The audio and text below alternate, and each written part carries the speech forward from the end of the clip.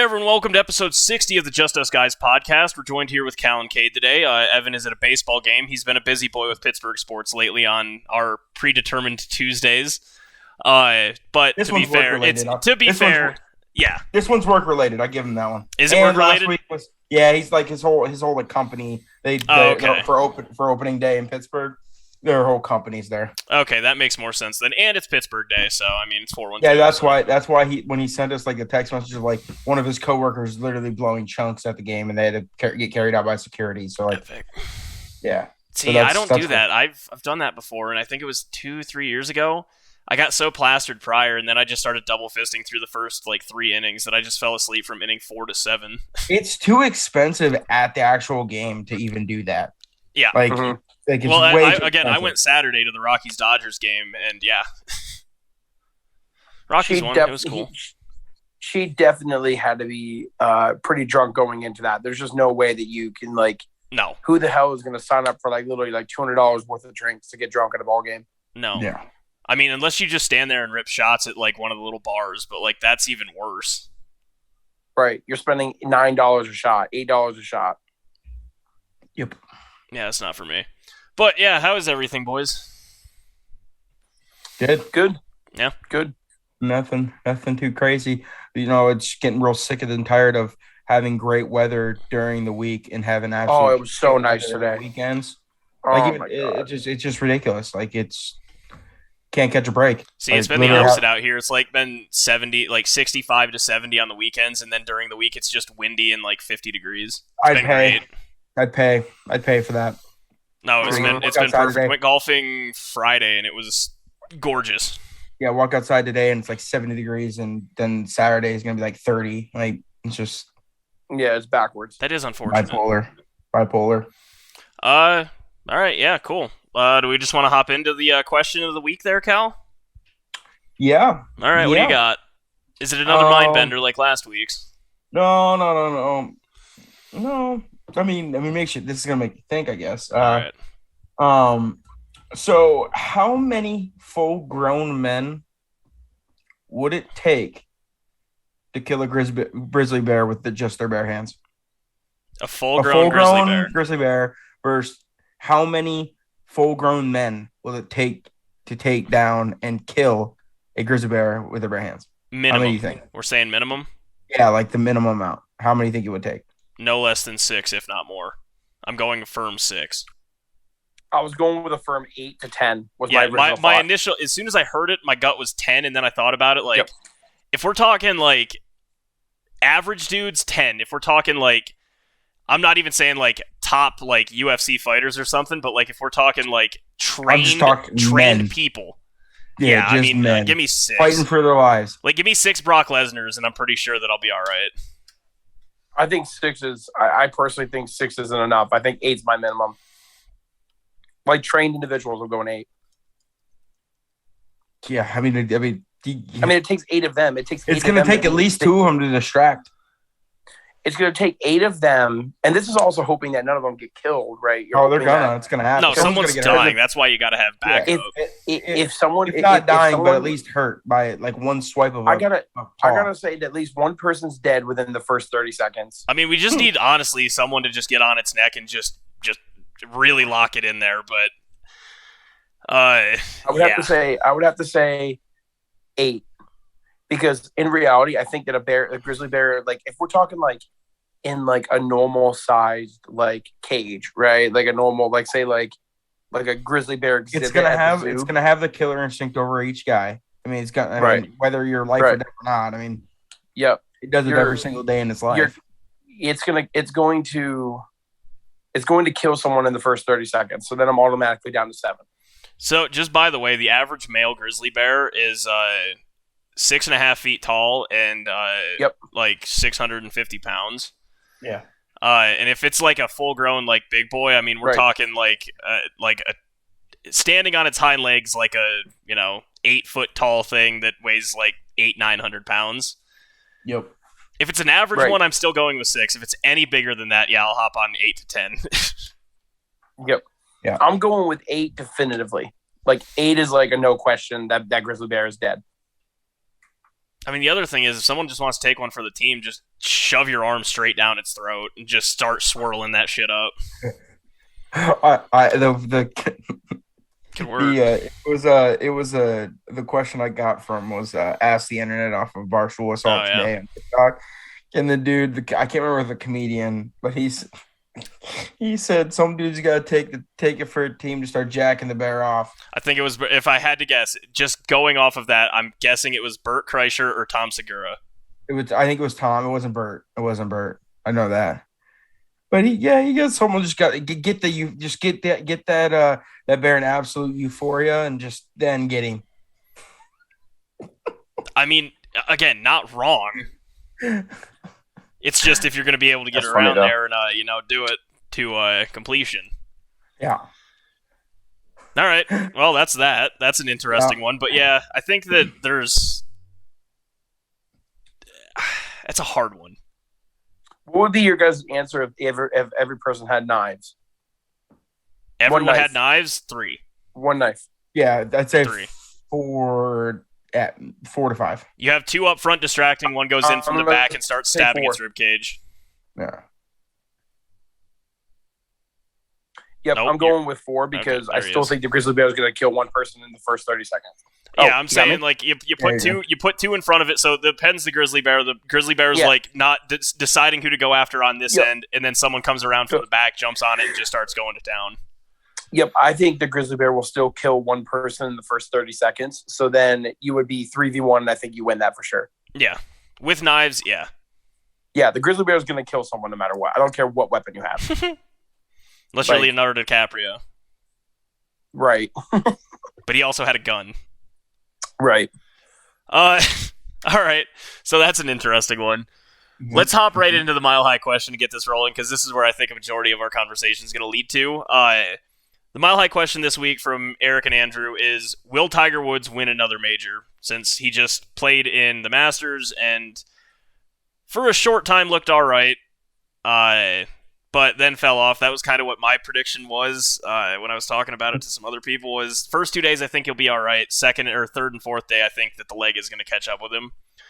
But yeah, I mean, look, it's just about getting hot. I think that at this point he might play in a couple non-majors, but he's only going to be playing important golf. So like he can get hot still. We saw he can still hit the ball. So yeah, I'll still take Tiger. I 100% think Tiger will win another major. Personally, I mean, I think the one he's gonna the best chance he has is at Augusta, or at the Open this year. He could win the Open at St. Andrews, but he'll definitely win another golf tournament. I mean, he's gonna have the all-time wins. He'll keep playing until he does. Yeah. I mean, obviously, there's nothing that's slowing him down right now.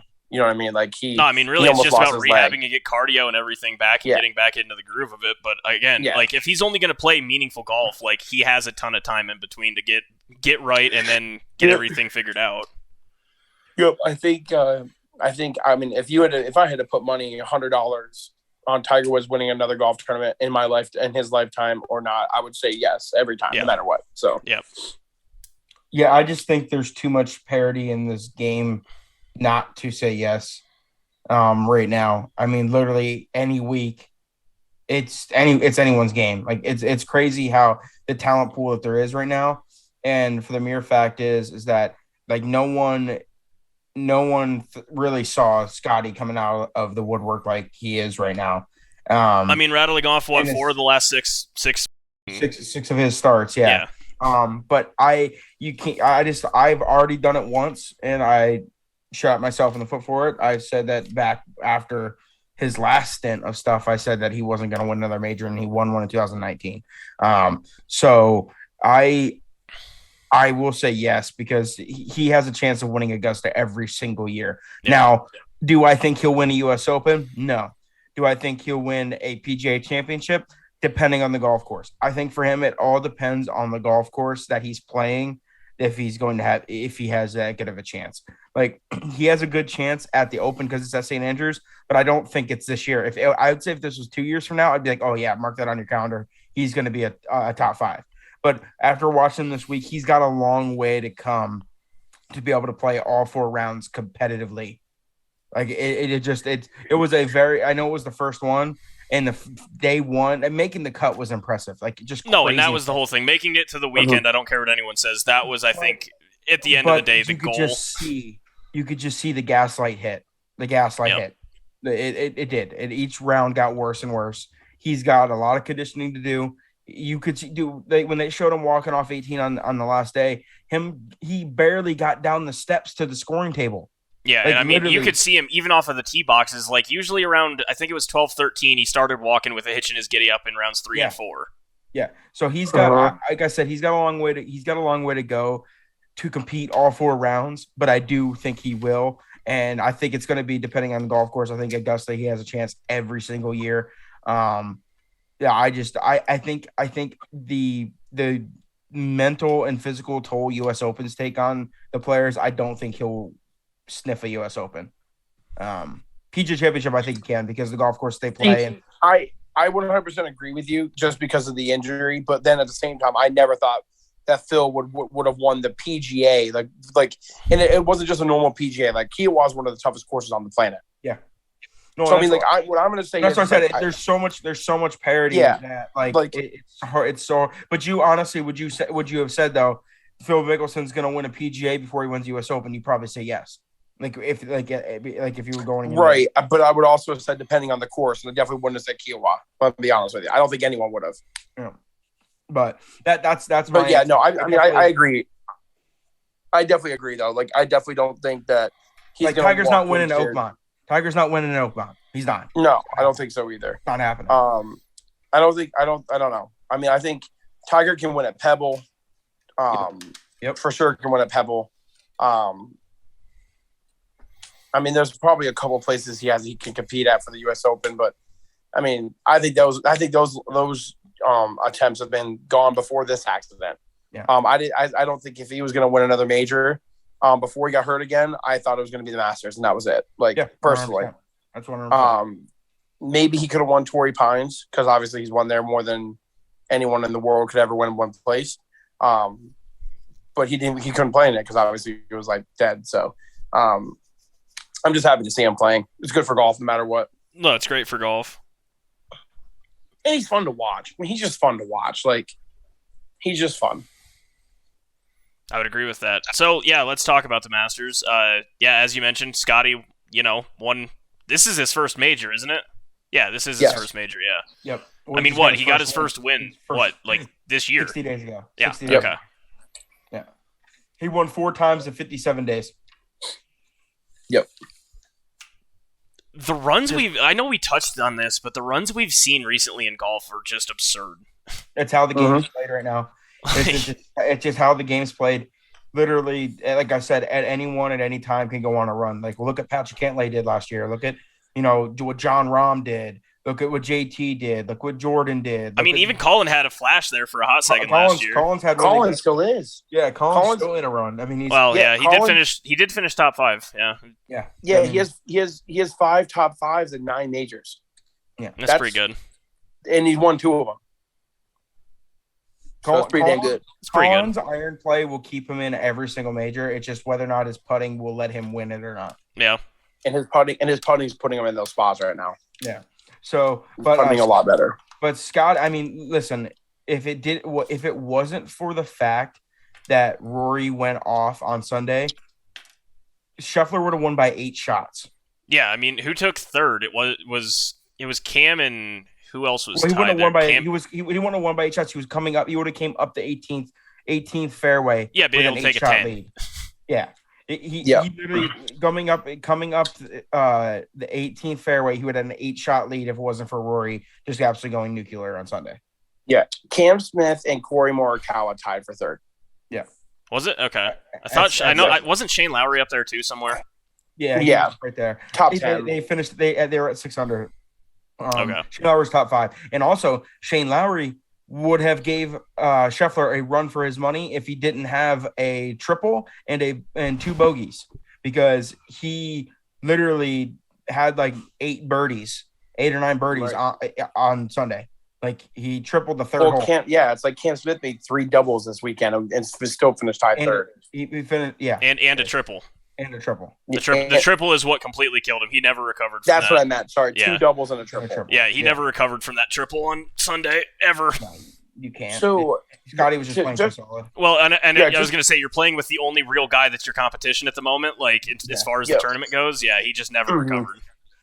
The interesting thing about Scottie is Scottie going into this tournament was second and scored a par in the majors, right? So, like obviously, like, him going on like this run is obviously like overshadowed how well he was playing before it. Like, it was only a matter of time before he got a win, like a win, or even multiple wins, because he's been phenomenal for going on 2 years now. Yep. Like, phenomenal as in like a top 20 player in the world. I mean, like, you have a chance to win multiple times a year as a top 20 player in the world. So he was always there. It's just he didn't punch the ticket. Now that he's punched the ticket, he had like 6 runner-ups last year. Right. Now that he's punched the ticket, it's kind of like what everyone thought Tony Finau was going to do, but Tony Finau didn't do it. Like, Scottie Scheffler's doing it. He never punched the ticket. Yeah, Tony Finau. He won that one time in 2017. Like, everyone was like, okay, like, Tony Finau's the real deal. Like, here he comes. And then fizzled off until he won again last year. But, yeah, Scottie, I mean, he's playing very well. But, like, if you look at like all of his like statistics, like, the only thing he's doing that's different than what he was doing 1 full year ago is his putting is a smidge better. Like, that's it. So, like, honestly, like, obviously a lot of things got to go your way to win 4 times in a matter of 60 days, let alone win a major, right? A lot of things got to go your way. It's just things are going his way. He's still playing great golf, and wins just so happen to come. Like, that's all it is. Like, there's no difference. If it wasn't for the weather on Thursday and everything, he would have went wire to wire this week. Oh yeah. Because he was like, he shot 3 under in the shitty weather. Yeah. No, he's balling. He's hooping. It's awesome to see too, because and like I said to Cal before coming into this, Cal can attest to this. I was like, bro, like, it's actually crazy how under the radar the guy who has 3 wins coming into this year and was the number 1 player in the world. He flew under the radar for the most number 1 player in the world I've ever heard of. Like, literally, no one talked about him really leading. The only other one I would say is when DJ won it, because he was under the radar that week too. Yeah, like, he was under the radar, was completely like, you know, he's got 3 wins. He's number 1 player in the world for 2 weeks. We'll see what happens. And then he comes in and he just wins it. He played by far the best throughout the week. Yeah, it wasn't even close. Like you said, he should have won by more. And he already said, he goes, Southern Hills is his favorite golf course that he's ever played. Mm-hmm. And dude, if he was to win that, that'd be awesome. Yeah. Be a crazy. Yep. No, he already locked up the Player of the Year award. I don't care what anyone else does. Yeah.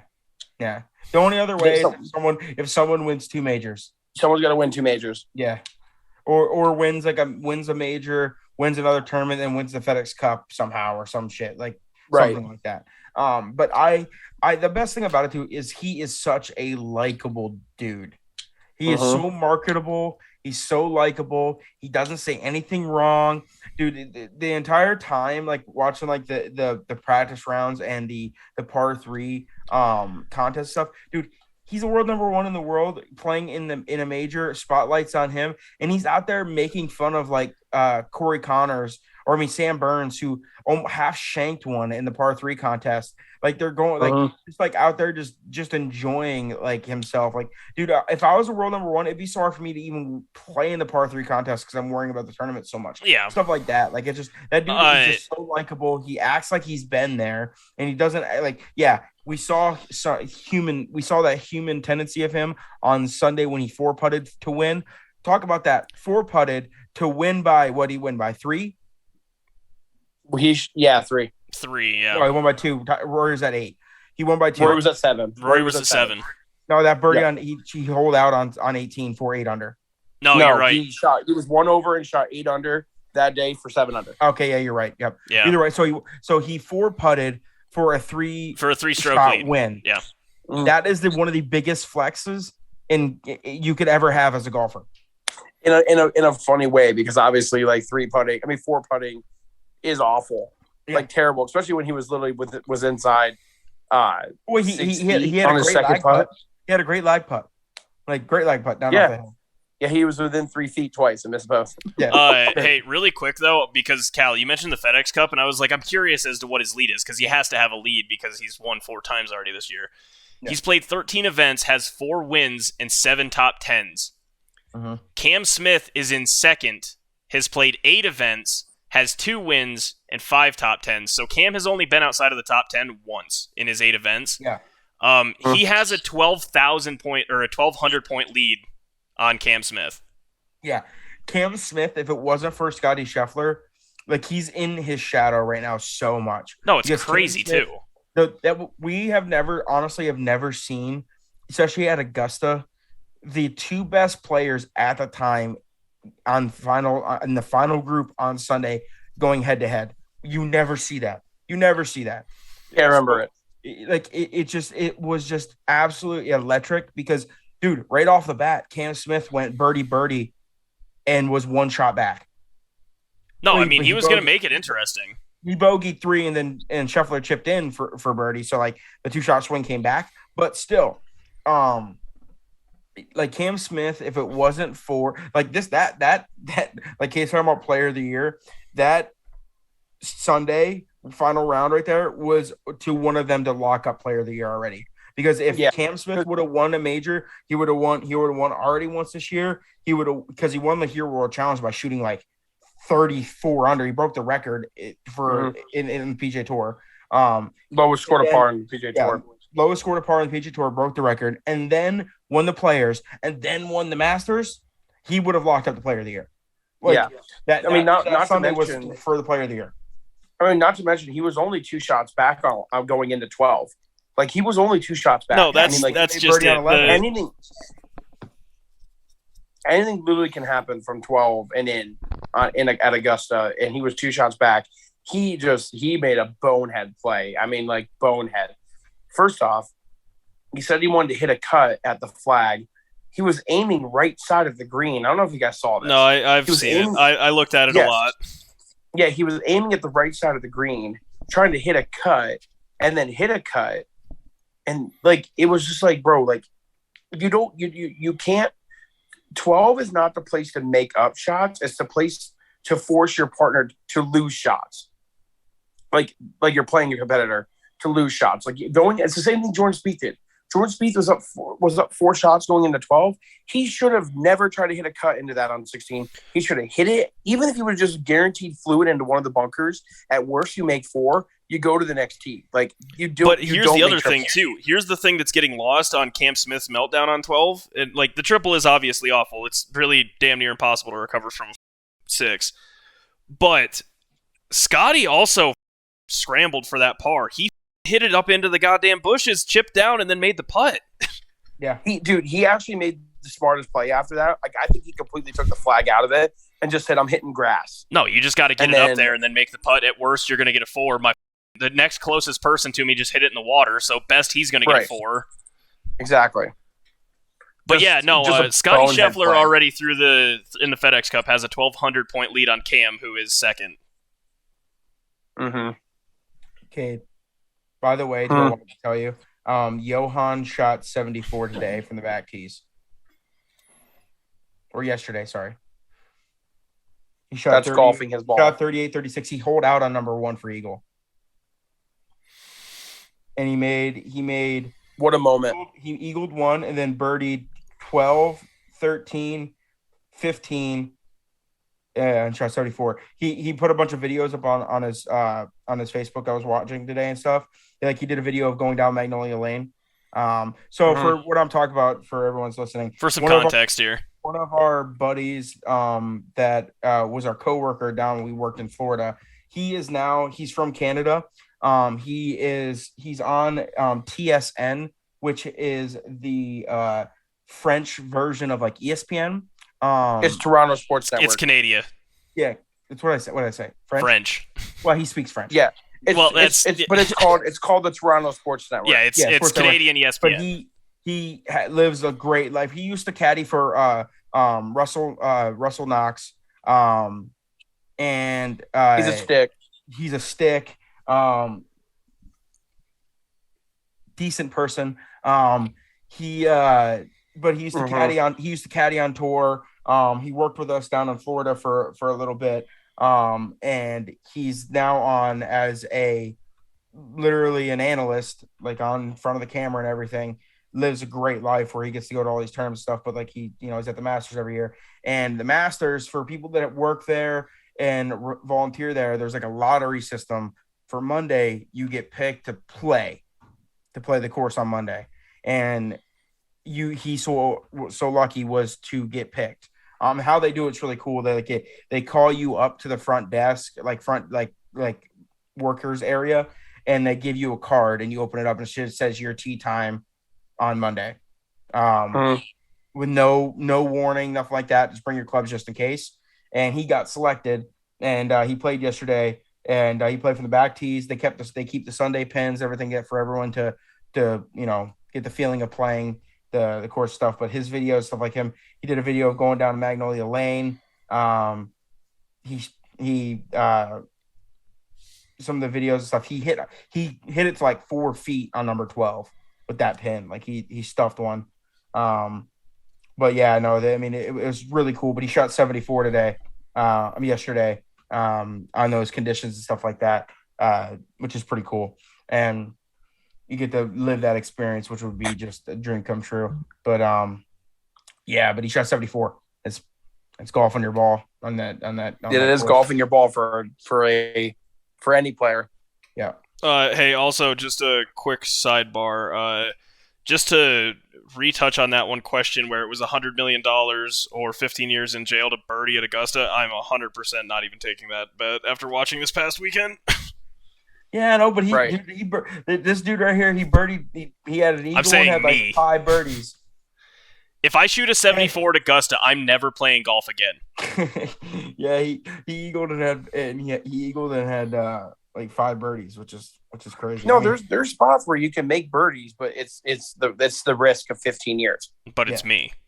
Yeah, right. Like, I mean, I can go out there and make a couple birdies, but I don't want to. I can get lucky too. I mean, it's yeah, but I mean, the great Masters week as always. I mean, it was it kind of sucked like starting out the week where I love watching the par 3 contest. They're out there having fun and stuff, and I got cut short because of weather.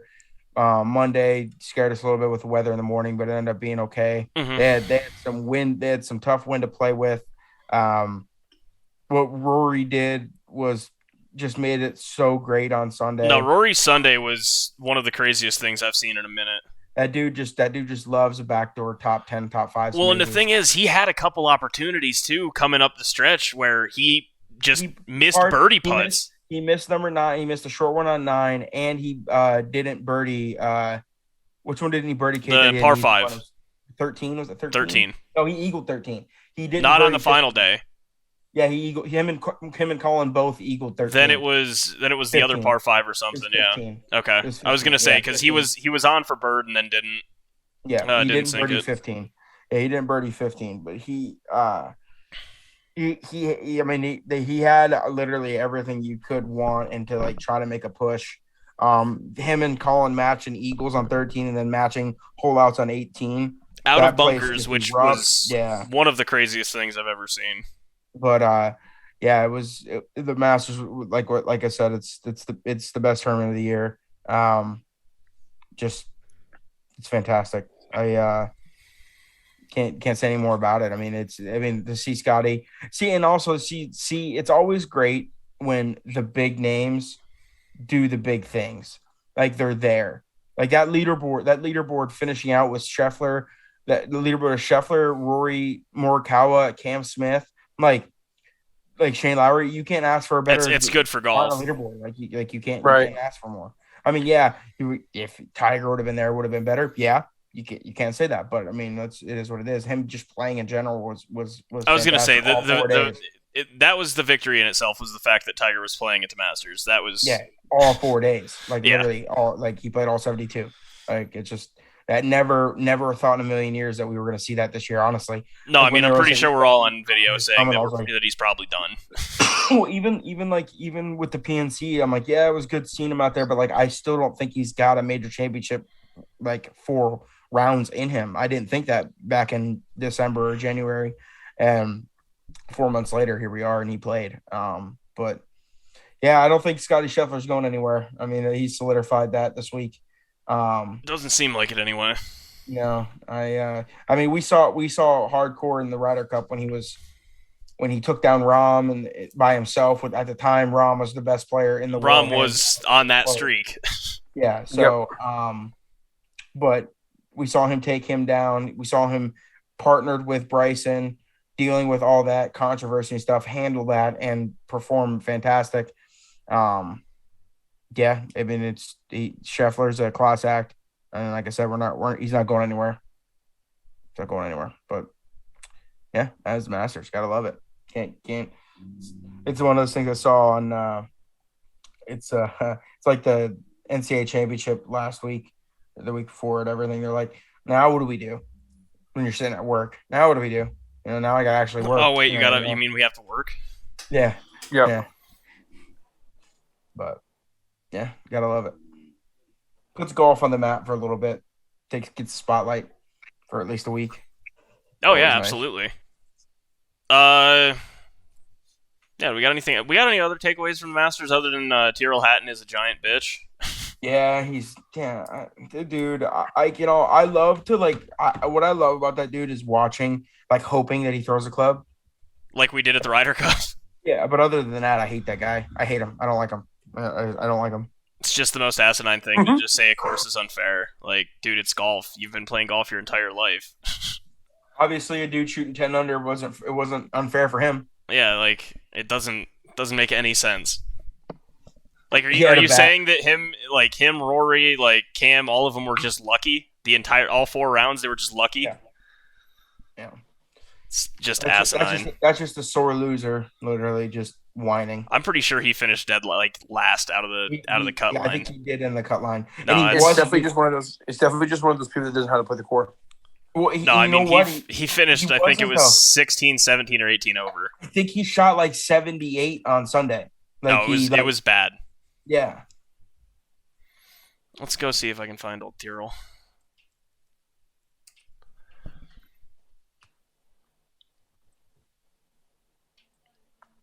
He said that he's better off if he comes back being a caddy at the Masters. He shot 8 over. Him and Daniel Berger. Daniel Berger was at 15. He was at 17. Dear God. He shot 80 on Sunday. That is awful. Hey, I would just like to point something out just because it's a great segue because the playing games are tonight. Yes. That Kyrie Irving hasn't missed a shot yet. He's 11 of 11. Yeah, Kyrie is cooking tonight. They're 1 game, right? Yeah. 2 games. Is it? 2 games? Wait, play-ins are 2? Yeah, play-ins 1 game, but I thought you were saying there's 2 games on tonight. Or not. Yes, there's 2 games on tonight for the East and West, and yeah. But it's winning in. For the 7 seeds. Yes. Yep. Like if the Nets win this, they're in. Then the Cavs would play either the winner between the Hornets and the Hawks tomorrow. That's played tomorrow. Gotcha. Okay. Mm-hmm. And then what? The first round starts Thursday? Saturday. Oh, okay. So they do get some time in between. Got it. Yep. That makes sense. Also, I hate Louis. Just really quick, I also hate Louis Oosthuizen. Yeah, he looked so uncomfortable on Thursday. No, it was bad. Dude looked so uncomfortable. And that's a place he plays well at too. I mean, that was a good bet. He does play well there. For sure. I mean, our pod bet kind of got effed over by Patrick Reed. That's all right. Kiz finished 43rd, so he missed 2. Kisner missed it too. But it is what it is. Betting golf is. It's either you have a really good. Kate had a really good week. I won like $280. Yeah, Kate had a good week. I know on Saturday Evan put $800 worth of bets down. Which is crazy. He said he ended up breaking even because he won a couple and lost majority, but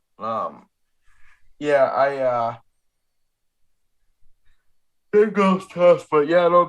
I just looked at it. Kyrie's 11 for 11, 3 for 3 from 3, which is nuts. I mean, yeah, he's hooping. Yeah, Kyrie's cooking right now. I mean, I think the one picture I saw, they were up 30. So it's closer now. Is it? Yeah, it's. I just saw it. It's 85-73. So right. Okay. At the end of the third. Yeah. So just quick recap of the play-in tournaments. As we're talking about, the Cavaliers are playing the Nets right now. Clippers are playing the Timberwolves later. The Hornets play the Hawks tomorrow, and is that it? No, that can't be it. Where's the other? No, team? The Spurs. The Spurs. Yeah, Spurs play, Pelicans. The Pelicans tomorrow. Yep.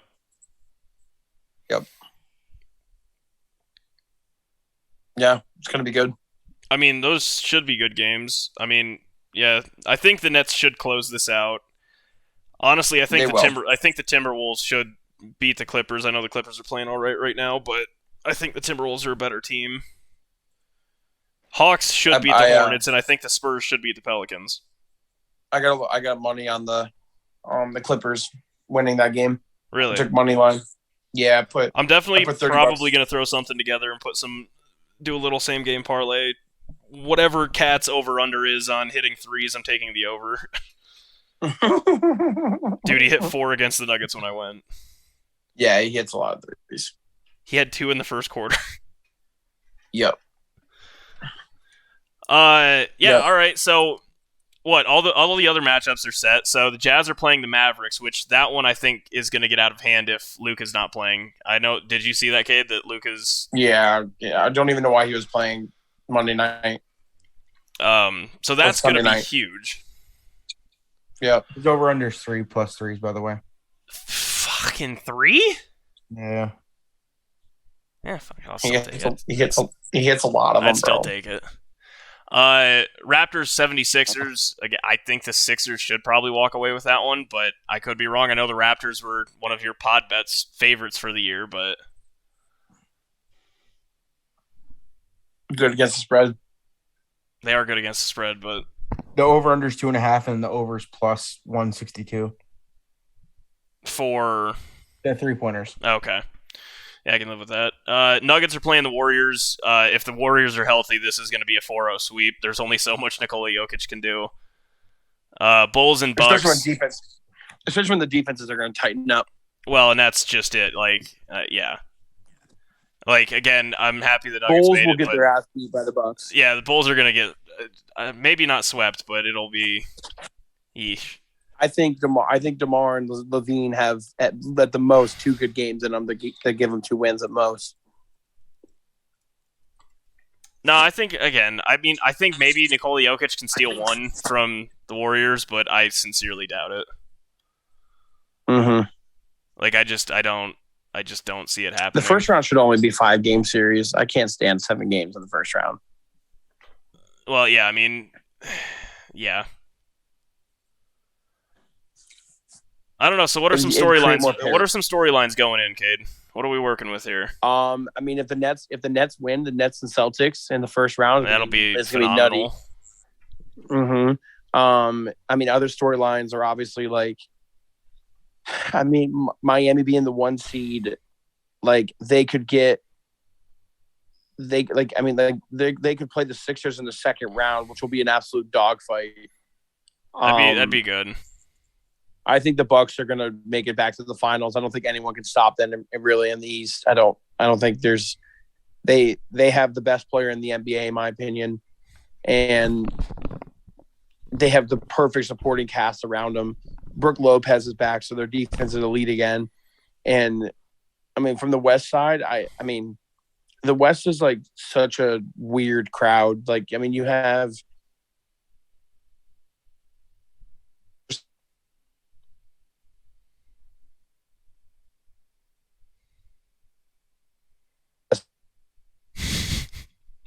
Yeah. Hey, you're back. I don't think he is. No. Nope. But yeah, from the West, I mean, Phoenix is obviously the runaway 1 seed. They have 18 losses on the entire year, which is just absurd. Memphis snuck in with number 2, but again, Memphis is one of those teams where I don't know. I don't know what's going to happen with them. as I mentioned, is Ja back healthy yet or no? See, I don't know. I honestly don't. But even if he isn't, I mean, they still play well without him, and they're going to be playing. In my guess, the Timberwolves. But hey, hi. Oh yeah, sorry. I was just saying that like the West is so weird, and I heard you. I could hear you guys, but you guys couldn't hear me. I was crazy. But I was just saying like the West is so weird because like the Mavs are a 3 seed. Like even like with Luka being there, like who knows how his left calf strain is going to be. But like the Grizzlies being a 2 seed, like it's just weird. Seed. Like the West is so weird. They're a 4 seed now. Who's the 2 seed? The Warriors. No, Mavs are a 4 seed. Oh, who's the 3? The Warriors. Ah, sorry, got them mixed up. But either way, like just gonna be really, really odd. But I mean, personally, I think we're gonna see a repeat. Finals. That's just me. Think so? Phoenix and Milwaukee? I think Phoenix and Milwaukee will be back, and I think Milwaukee will win again. I don't think that the Suns have the physical pieces to stop Giannis. I mean, really, nobody does. But no, I mean, no one really does. But yeah, I mean, I'm looking at the West, and realistically, I don't see a team beating Phoenix in a 7-game series. I don't. The one team that I think could be really dangerous if they were to play against is like if there's a chance that Kawhi can come back at any point in these playoffs, like that makes the Clippers. Well, the Clippers automatically jump to what should be a 3 or a 4 seed then. Yeah, well, to be honest with you, right now, if I had to tell you right now, let's just say Kawhi Leonard is 100%. Okay, the Clippers probably have the most underrated, best roster in the league. Like the best roster in the league, but nobody really like cares because Paul George has been hurt and so was Kawhi. But like they literally have freaking, oh my God, what was the dude that played for I mean, they have Covington off the bench. They have, who was the other dude that played for the Pacers that got traded there from the Raptors? Who is it? He's a guard. Norman Powell. Powell. Oh, he's down there now. Yeah, I forgot about that. Right. They have like Reggie Jackson, Luke Kennard, Nicholas Batum, Sergio Ibaka, who's the other big white dude? Zubac. And then you had Paul George and Kawhi. Dude, that team is loaded. Like they are so loaded. If Kawhi can come back and be 100%, because they're 8-1 since Paul George came back, and that's just with Paul George. Playoff P. Dude, like I'm telling you, dude, like they are extremely dangerous. But I don't think he'll be back. Honestly, that's just me. I don't think he'll be back. But if he was here, like say if he was like ready to go, like within the next month, and you give him like maybe a good week of practice, a 75% Kawhi Leonard, I think makes that team a Western Conference Finals team. And then the Warriors, of course, too. I mean, I'm not going to count out the Warriors by any means. No, I'm not. That's the only team I can really see competing with the Suns right now is the Warriors because, I mean, it's the Warriors. Mm-hmm. But again, if Dallas is down Luka, if Denver is down literally everyone except Nikola Jokic, again, Memphis, I don't know what the Memphis is, to be completely honest. I have no clue. I mean, I understand they're 56 and 26, but like it's still strange to me. Yeah. Utah can work, but they never seem to pan out in the playoffs. The crazy thing is right now, and like crazy, I'm gonna say something crazy. Right now, the two-headed monster of Steph Curry and Jordan Poole, and then having Draymond obviously be Draymond, and then having Clay as a bonus is disgusting at the same time. That's so stupid. That's such a stupid thing. Yeah, because like today, Jordan Poole is better than Klay Thompson. Like he is better than him right now. He was the best free throw shooter the entire year. Yeah, like he's better than him right now. And he might be better than him going forward for the rest of his career, like the rest of their careers. We'll see. Right. But Jordan Poole, like with the addition of them, is like, dude, they like he can do everything that, like he can hit shots, he can create, he can make plays for others. Like he's literally like Steph Curry, like great value brand Steph Curry, which is like unbelievable. Which I mean, really to be fair, I mean Walmart brand soda, Sam's Cola is still pretty damn good. Right. No, it'll be exciting. We'll probably get more into the NBA next week when we finally get all the teams once everything gets hammered out and we're past the play-in games. It's just one of those things that's interesting because the playoff. This is only the second year, isn't it, with play-ins? Yeah, third year. Third year. Bubble, it's still year. Yeah, it's still an interesting thing to me. It's still an interesting concept because it's the only professional sport with a true play-in game.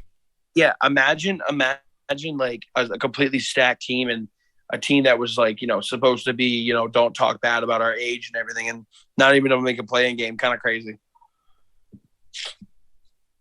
The Lakers are just a little shade. No, but it's true. Right. Dog, and again, I get ragging on LeBron for GM LeBron and all this shit. Like, it's a true thing. I don't care what anyone says. It is true. But, like, how the hell did you consciously think that stacking a team of 30-plus-year-olds in the youngest era of the NBA ever was the right move? Yeah, even the Warriors are too old. Like, yeah. I would say the Warriors are probably, but their core players are old, but all their role players are really young. Yeah. But again, that's my thing. Like, look around the league, and I saw this today. It's the only reason I'm even aware of it. The average age of the entire NBA right now is 26 years old, and it was 215 pounds. It's down 15 pounds from last year. Like, everyone is getting younger and faster, and. Right. The Lakers said, and again, I think, veterans are important, but when your starting five's average age is like 34 years old, you're not going to play well. No. You're not. I don't care what anyone says. Like, I understand trotting out, a team with 55 all-stars on the team, like all-star appearances. Like, that's great. Mm-hmm. Doesn't mean shit when you're getting run off the floor by Ja Morant. Right. Like, yeah, it was bad. It's just, and again, I think we all saw the writing on the wall. We all called it out once we saw their average age and everything. We have at the start of the season a conversation about it. It just blows my mind. Yo, everyone be clowning us, but when the time comes, we'll obviously keep that same energy. Keep that same energy. We did, LeBron. I promise you, we all did. We did. All right. Get into some bets? Yeah, let's get into some bets. I know my Zalatoris. Speaking of bets right now, I was just looking at just like the games and stuff for the NBA. Yeah. The current, because there's not a lot of them that are putting out some lines for like per players and stuff, but right now the current over under for Joel Embiid's points is 33.5 on Saturday. Against Toronto? Yeah, that's a lot of points for an over-under. Yeah, I could see it. I could see it hitting. I would take the under, though. That's a lot of points. I could see it hitting. Game slows down a lot, though. Yeah, I know. Even like looking at Paul George's tonight was 27.5. No. See, I would like that one. A lot of points. But yeah. What was our records and stuff last week? I have no idea because I don't have it written down. I forgot my sheet. I know I went 1-1. Zalatoris finished inside the top 10. That was plus 240 for me. So my big one hit, and then I had Kiz top 40, which didn't hit, and that was like plus 140. And Louis can suck a dick. Yeah, I was 1-1. I had Kevin Na in the top 30, I think it was, and he finished like just outside the top 10. Who? Kevin Na. Oh. And then Kevin Na blew up. Huh? Kevin Na blew up. Yeah, but he still finished okay because he was, even though he blew up, he was still not that far out of everyone.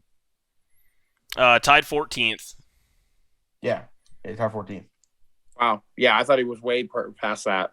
No, he on Sunday he shot 3 under, but finished at 2 over. Yeah. So yeah, bets right now are going to be an interesting one for me personally because none of the lines are out for the hockey games. It's tough to bet on stuff right now. Honestly, it's the time of year that's kind of like that lull. NBA playoffs, baby. Yeah, I know, but even like the NBA playoffs are like they're not like, I don't know. Well, we're gonna find out. I'm going to go with that, and I need to find some hockey lines, so give me a second. I got to bet on hockey, even though right now is the weirdest time to bet on hockey because it's the final 2 weeks, and most of the teams aren't playing for shit right now. So it's like the Sabres right now are on a crazy run recently because no one else is really playing against them. Mm-hmm. To be fair, I've actually made a lot of money off the Sabres because they continually are +2 to 300 underdogs, like money line, and I just sprinkle something in there, and I've been making money off of it. So, let's see. Holy shit! Washington is currently beating Philadelphia 7-1. Jesus. Mm-hmm. That's bad. That's not good. Can I look at tomorrow? I already got one basketball one. I have mine, I think. Oh, the Avalanche play tomorrow, but they're -240. You can't do that. Okay, I got mine too. I do too.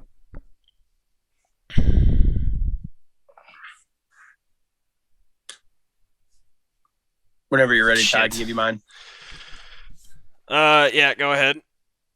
I'm gonna do Jordan Spieth versus Sanjay M. match bet. I'm taking Jordan Spieth +120 over Sanjay M. Ew. I think Spieth or Thomas is the favorite to win the whole thing? Thomas is. Is he? Okay. Yep. And then the other one I'm going to do the Pelicans -5.5, -110. You're taking, dude. I was gonna Pelicans -5.5. I was gonna take the Spurs money line. I can't do that because I personally like the Spurs, but I also think the Pelicans and Zion Williamson are a joke. So it's completely biased. The Pelicans have been very good since. No, I hear you. I just don't like the Pelicans, and I don't like Zion Williamson. Mm-hmm.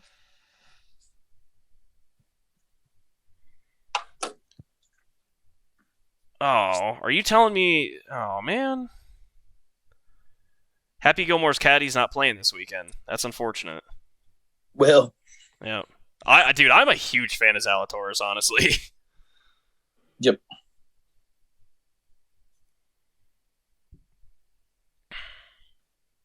Oh my god, yes, give me this.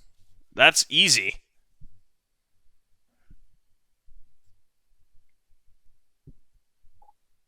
Alright, I got mine if you guys want to hear those.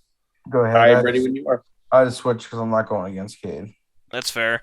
Yeah, I'm taking the Hawks -5 tomorrow. That one's...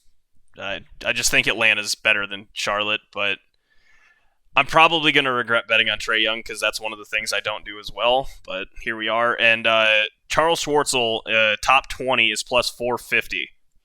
He just played really, really good at the Masters. Yeah, give me that. I'm hoping he carries a little bit. Hey, Ricky to finish in the top 20 is also +450. So there's that too. Why is he +450? He just played really well at Augusta. Because it's at Augusta. Am I missing something? Like Tyrrell Hatton. Hey, Tyrrell Hatton +240 top 20. The only bet I would ever do. By the way, the Cavs have come back a little bit. The only thing I would ever bet on Hatton would be is to break club or not. Yeah, no, I agree with that. All right, I'm gonna take Jason Kokrak top 20 +240. What'd you say? Kokrak, Yep. Jason Kokrak +240 top 20. Okay. And then I'm taking the under 9 runs in the Dodgers Twins game -122.